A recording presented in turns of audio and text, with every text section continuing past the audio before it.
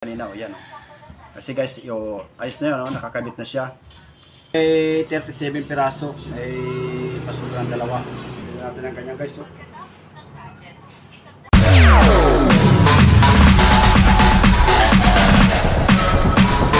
TikTok All Star.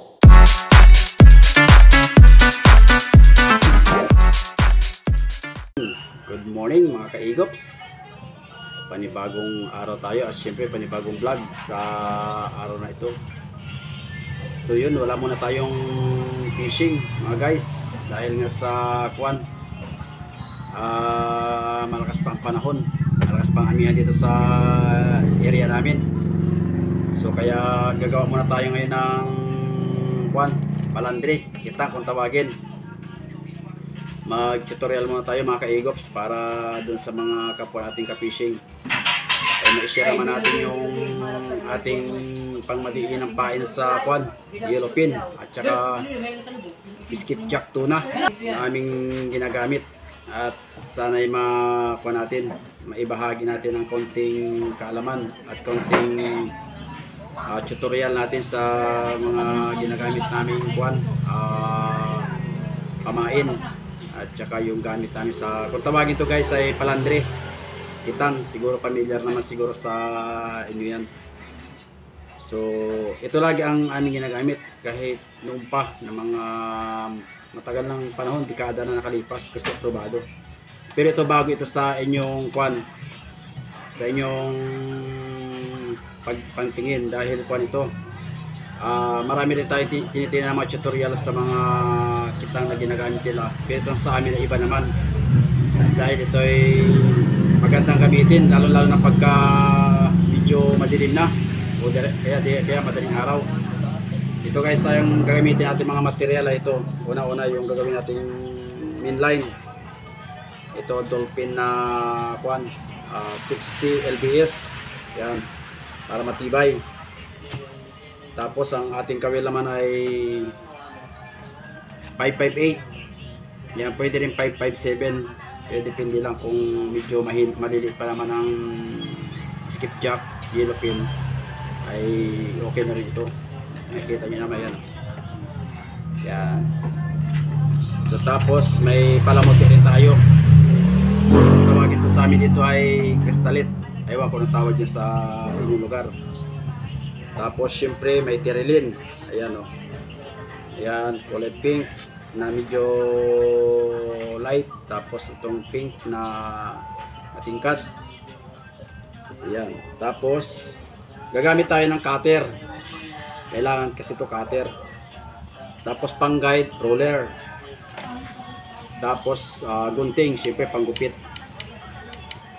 So ito guys, ang gagamitin natin ay kwan, beach ball kung tawagin ito sa amin. Ito, makintab. So maganda rin ito pa sa hila-hila. Gagayatin natin ito guys ng 2 inches 2 inches and a half. So yan 2 inches and a half para pare-parehas ang haba. So talaga ito guys ay effective dahil ito na lagi ang aming ginagamit na kwan, pain sa kitang. So ngayon gagayat tayo. Ito guys, may sample na tayo na gayat. So ipapakita ko lang sa inyo. Kailangan nakasukat ito ng 2 and a half. Natin sa camera. Yan, para medyo maganda natin. Tapos itong roller, ito pinaka-guide.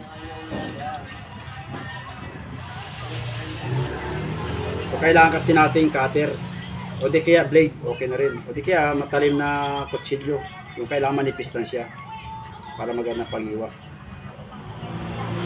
So, ito na yung kalalabasan o yan. O diba ang ganda. At saka ito attractive, ito siya na kulay dahil matingkad. So lalo sa madaling araw pag hinila nyo yung palandri ay talagang kita agad ng isda, lalo na yung mga yellowfin, mga kung talaga yan, mga trigger talaga yan sa ganitong pain. So tapos ito na yung nagayat nating tirilin. Ayan, ayan. Tapos so gagayat pa tayo din isa. Tapos mamaya guys, kuha natin yung finished product. Oops. So, yan lang. Ganun lang ng ganun ang proseso mga kaigops. So, ito ay ginawa natin para yung iba naman mga beginners na mga kapwa nating ka-fishing ay may idea din. O kung ano lang kursunada yung magiging pain. So at least mayroon kayong pagpipilian kung magiging effective ba ito sa inyong lugar. Tapos ito na guys yung gagamitin natin palamuti. Ito, yan, hahaluan din natin ito. Tapos ito, isa-set up na natin guys ito. Hindi na natin pinutol. Yan. Ito na rin gagawin nating mainline para maliit lang siya. Dahil kung ito matibay naman ito, kaya nga ang paahonin ito mga 70 kilos na kwan. Yung big tuna, yung 60 lbs na dolphin.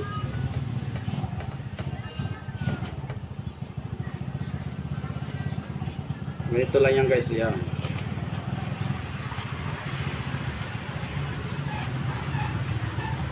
Ito yung kawil natin. Tapos kukuha lang tayo ng kunting terilin. Yan. Pang dagdag lang natin palamuti. Yung hindi naman masyado makapal. Tapos hahaluan natin ng pakintab. Siguro mga 6 na hibla. Yan. Ganyan lang. Kasi tutupiin pa din naman ito. So magiging kwan siya. Magiging 12 piraso. Yun. Tapos itatap ninyo dito sa yan o, sa kawil, sa taas ha. Sa taas. Yan. Tapos ito ilalagay natin sa taas din ng tirilin. So ayan ang magiging forma niya. Depende lang din sa inyo guys. Pwede rin iuna ito. Kung halimbawa yan o. Yan. Iuna natin itong beach ball. Ayan o yan. Yan. Pwede rin itaas. Okay lang yan kahit magkabaliktaran. So ayan. So mas maganda kasi pagka napailalim siya. Para sa akin. Kasi ito na yung nakasanayan natin na ginagawa.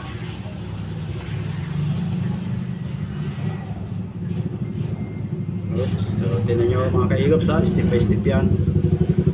Para naman ay idea. Tapos ito na yung pinaka palumata. Tawagin dito sa amin. Comment lang kayo dyan sa baba kung anong tawag niya sa inyo. Kasi ito mainline, gagamitin rin natin mainline.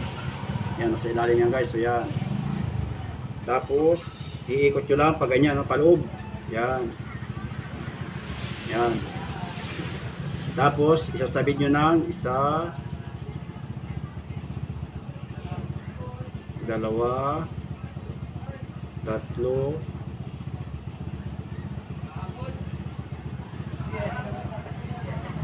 apat, ay, yun. Tapos hihikitin nyo mga kaigops. So ganyan o. Yan. Para hikit-hikit talaga. Kaya yung purpose na yun, hindi natin pinuputol kaagad. Para magandang paghikit. Ganyan o. Yan. O, diba? Tapos ito ay puputulin nyo naman. Oh. So kasi nakalabay yan siya, oh, yan oh. Yan nakalabay. So ito na yung kalalabasan niya. Tapos i-trim nyo na lang yung mga dulo-dulo para pumantay. Yan, para magkaroon ng konting forma. Yan. So tapos pagka yan ay ikinabit na natin sa main line, so ganyan ang magiging forma niya. Parang pusit na duling. Hipon daw, hipon. Parang kulay ng hipon. Oh, ayan, oh, ayan. Oh, di ba? Siguro na gets niyo naman. Ulit-ulitin niyo lang panoorin yung video natin, makukuha niyo yan. Masusubaybayan nyo yan, makukuha nyo yung diskarte dyan. Oh. So yan na yung kalalabasan ng ating pain. Isang piraso pa lang yan. Oh, di ba? Gandang tingnan. So kanina may nagawa rin tayo dito isa, o yan. Yan, pwede rin lagyan yung guys ng sinulid na itim, yan oh, para kung titingnan ay mata-mata. Yan, depende nyo lang sa kung anong kuha nyo. At least may idea na kayo kung paano nyo papagagandahin. Pero kung naman, okay na yan. Ganyan na siya oh. Oh. Ganda oh, yan. Talagang naglalaway pa dyan ang mga skipjack ko na. So, ganyan na siya.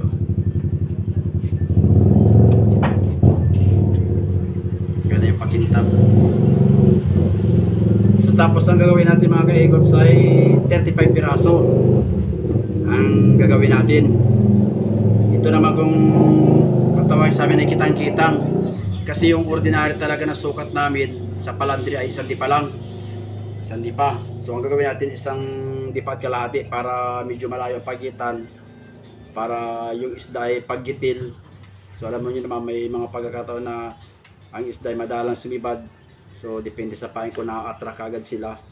Lalo na siguro kung dikit-dikit, pangit din sa kanila pali, kaya malayo ang pagitan. Ang gagawin natin isang dipa at kalahati. So 35 piraso ang gagawin nating pain na ganito. So ganoon lang ang proseso mga guys. So maggagawa muna tayo, tapos mamaya pagka isinabit na natin dito sa mainline, ikukuha din natin, nakakuha naman sa nakadugsong sa video ito. So abang-abang na lang. So time check muna tayo ngayon ay alas 10 7 ng tanghali. Ayan o.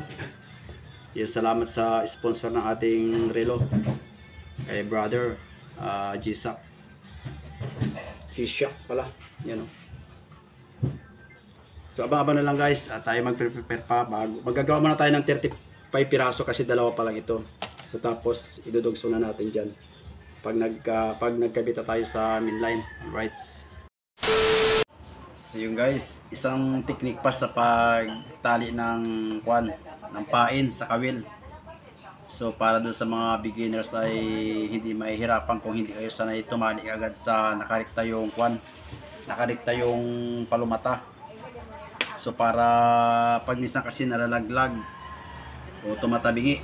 So ito guys, sa magandang technique ko. Yan o, yan, lagay nyo yan ha. Yan. Tapos patong itong pitch ball. Yan o, para pagpipilian nyo. Ayan, ayan. Tapos para naka-forma ka siya sa kawil, sinulid na lang. Yan o, tatalian yung nakagalang sinulid. Para ito na pati yung magiging mata-mata niya. Yan o. Yan. O, diba? Talian natin yan ng sinulid. Para hindi kayo mahirapan. Kasi pag hindi kasi kayo talaga sanay, pag sa una pala mahirap, pwede kabisado.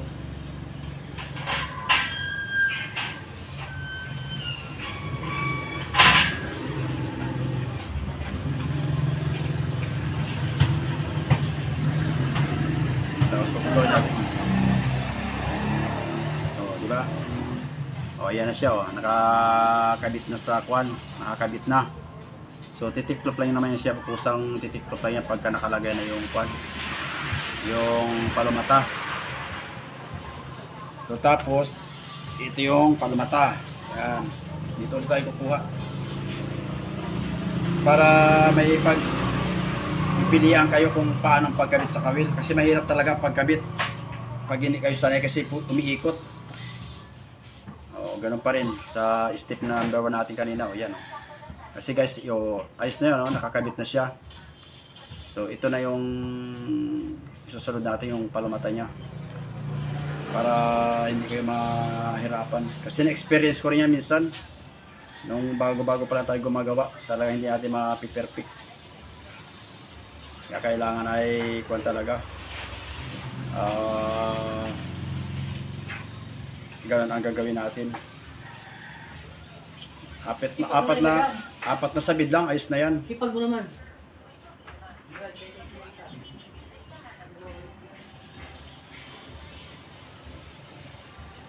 Papat na sabit lang guys. Oh, yan na guys. So, yan.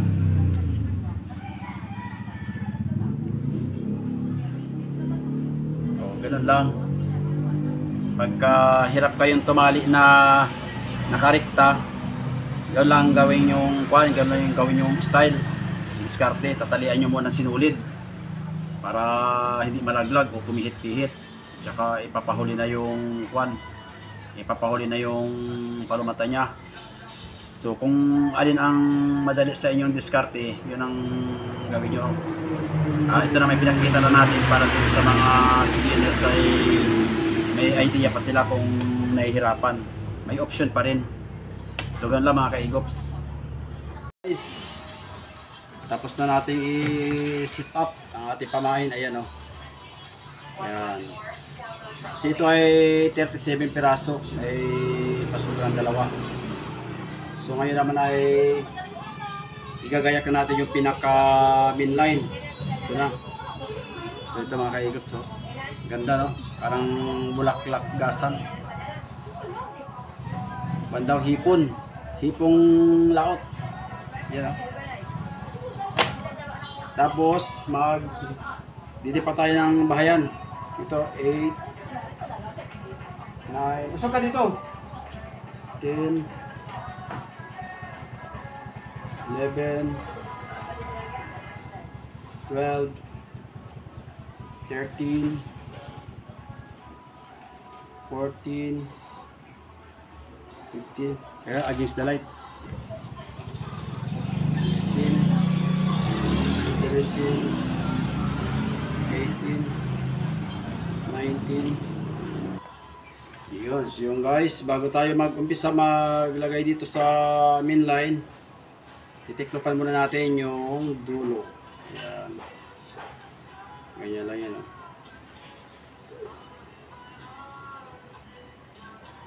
1 2. Oops. Tapos talagyan na natin guys ng lock. So.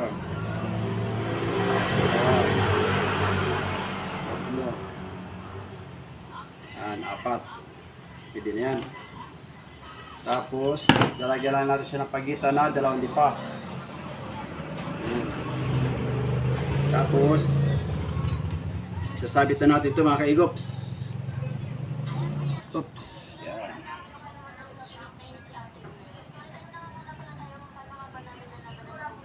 Tatadyahin nyo lang mga guys kung gaano ang layo sa pagitan namin line. Dalawa. Tatlo. 4. 5. Tapos talagyan guys natin ang lock para hindi patakbo-takbo pagka kinaan isda. So, dalawa. 3. 4. Balik mo yan, huwag mo sasayangin yan. So nasa gitna na guys yung nakapain natin. Yun na yun. O yun, diba? So gano'n lang, tuloy-tuloy lang hanggang sa maisabit nyo na itong 37 piraso. O kung ilan ang gusto nyo. Kasi pinaka minimum na nilalagay namin 35 piraso. Sa kitang-kitang. Pag kayong isang di pa naman napagitan, ang ginagawa namin ay mga 40 o 50 pirasong kawil. Para pag isang salpok lang ay isang banyera agad. Pag makuha talaga isda, pag nasibad. So ganun lang, proceed lang tayo mga guys. Tuloy-tuloy lang pag lagay natin. Shortcut na natin yung video natin kasi mahaba ito. Mabuti tayo ng isang oras pa nito. So abang-abang lang at papakita ko nito mamaya pagka matatapos na. So yun guys, time check muna tayo ngayon. Alas 2 na ng hapon. So ito na lang, panghuli na itong ating itatangkil, ilalagay sa main line. Pang 37 mga guys. Tagal-tagal di inabot.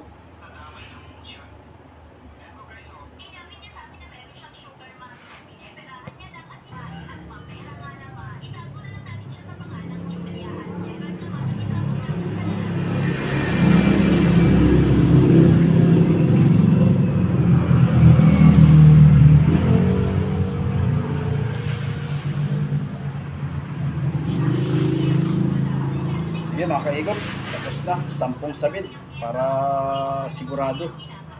At pagka mga 4 lang o ay pagka mga 6 lang ay tumatakbo yan pagka malaki ang isda. Kailangan talaga yung higit na higit siya para hindi pa takbo-takbo yung pain natin. So alright, so tayo magpupulo na mga guys. Ayan na oh, yun. Dito lang natin siya inilagay. Yan. At hindi natin pwede ito plastic dito sa kahoy. So makabala lang guys, at tayo maghanap ng pampulunan. So yun mga ka-egops, ito na yung ating magsisilbing pulunan, kawayan.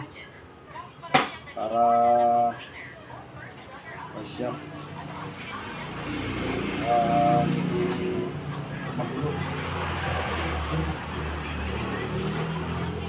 Sabihin natin ang kanya guys. Oh. Oops.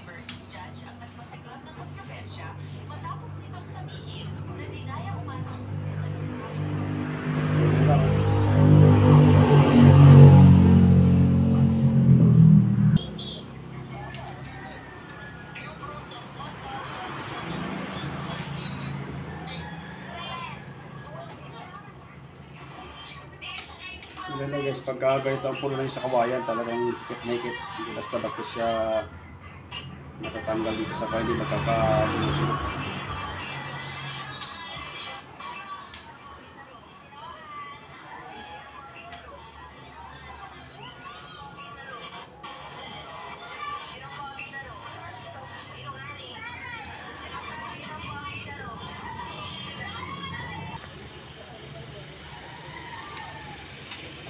So guys, tapos na. Ipulo na rin natin. Kulay rosas. Yan, pinkies. Ganda.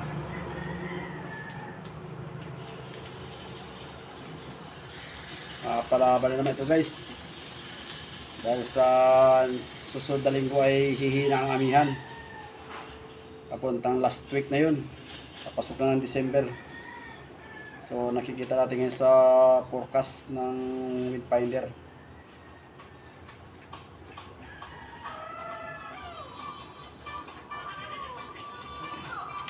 So yun mga ka-egops, ito na yung ating finished product. Yung ating gitang kung tawagin dito sa amin. Hindi kaya palandre. Ayan. Ganda ng kulay. Aprobado ito guys. Basta ito mga ka-egops, ito beach ball ang tawag dito. Yan, assorted na lang ito siya. Nagmix tayo ng terylene na kulay pink. Yan, tsaka pakintab. Konting terylene lang. Tapos itong beach ball kung tawagin. Beach ball talaga ito dito sa amin tawagin. Malambot na siya para may halong guma. Kaya napakagandang pain talaga ito. Aprobado. So yun mga ka-egops, maraming salamat sa inyong walang sawang pagsubaybay at pagsuporta sa ating YouTube channel. Sana ay nakapagbigay konting kalaman itong ating tutorial sa paggawa ng palandre o kitang kung tawagin. At sinisigurado ko naman sa inyo na talagang aprobado ito 100%, na makakahuli kayo ng skipjack, yellowfin. Dahil ito talagang aming ginagamit na mga pamain. Mabisa talaga ito at subok na talaga. So shout out sa ating mga viewers, sa ating mga subscriber. Kung bago pala kayo dito sa ating channel at kung napadaan lang kayo, please naman huwag niyong kalimutan mag-like and share. At syempre paki-subscribe para dumami ang ating mga subscriber. Malaking tulong yan sa amin ng mga vlogger. So hanggang sa susunod mga guys, at sana'y lagi rin kayo sa mabuting kalagayan at ligtas sa kapahamakan. At abangan nyo pa ang ating kasunod na vlog sa ating YouTube channel. God bless po. Maraming salamat.